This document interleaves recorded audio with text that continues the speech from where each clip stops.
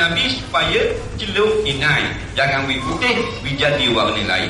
Dan Rasulullah pernah mencelup janggut warna perang, warna merah keperangan. Nah, di sunnah orang perempuan yang berubah dia ada syarat. Dia boleh celup rambut dia.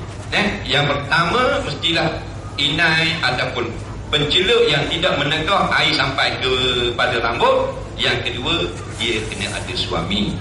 Kalau tak ada suami, tak boleh tukar warna ubah-ubah situ kan perempuan. Sebab apa? Sebab untuk suami tengok.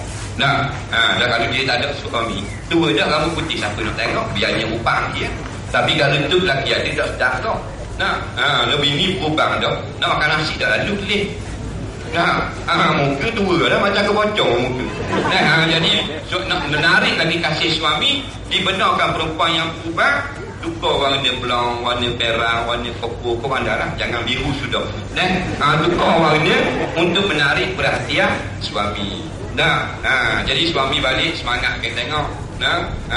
Mak Haji, buat benda Ayah Haji balik tengok Mak Haji Allah baru celup baru perang buat kelada pedana ni.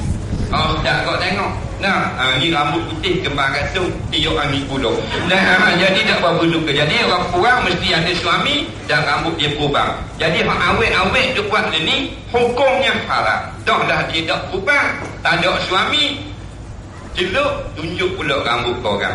Bangga pula dengan perkara dosa kerana gelap kejahilan. Jadi baiki balik. Tiap-tiap mana kita buat, kita baiki balik. Tak ada manusia yang sempurna.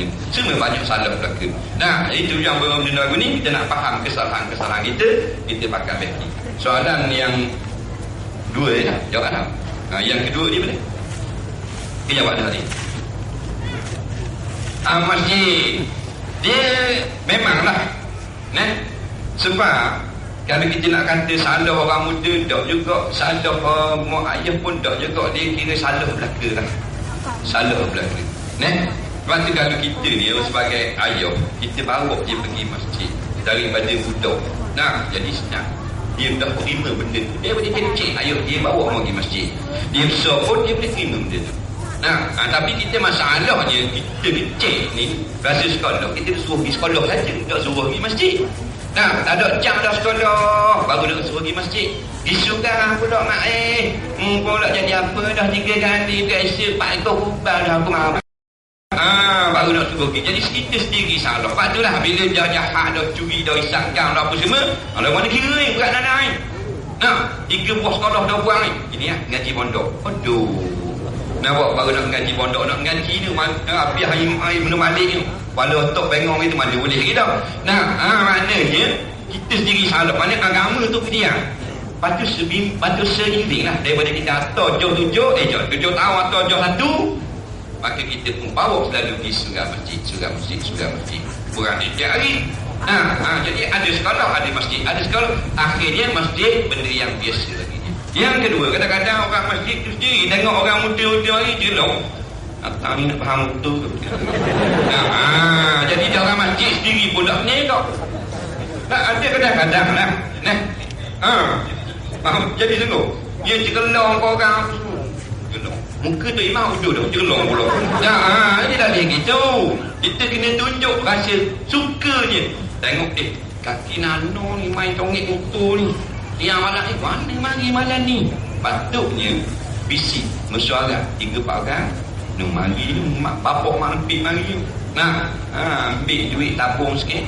Bawa budak tu pas payang ni pegang molek, ajak pergi makan tom yam. Baru dia rasa suka hebat sambutan. Dah anjing mari pagi ni semua. Tu imam pula kau baku awak nampak berseri mana ni muka awak. Mana pandai kau sikit. Cara gitu lah. Jadi budak-budak pun suka. Ni tanya dia ni. Nak pergi masjid ada apa dah hijau? Ni tanya. Budak pun mana salah tu pergi suntik. Jadi budak-budak pun dia ada hijab lama. Jadi dia ada hijab, ada batas. Betul dah dia tu jahat, betul dah dia tu nana, tapi dah dia mari dah selalu kata kita. Nampak? Jadi politik tu tak pandai juga. Lagi manusia ni, masyarakat ni patut lebih faham cara nak mengubah persepsi masyarakat itu sendiri. Dan tanggapan tu kadang-kadang lebih sangat, maknanya terlampau keras terhadap budak-budak. Kita cerita boleh budak-budak, tapi kita mendekati. Sebab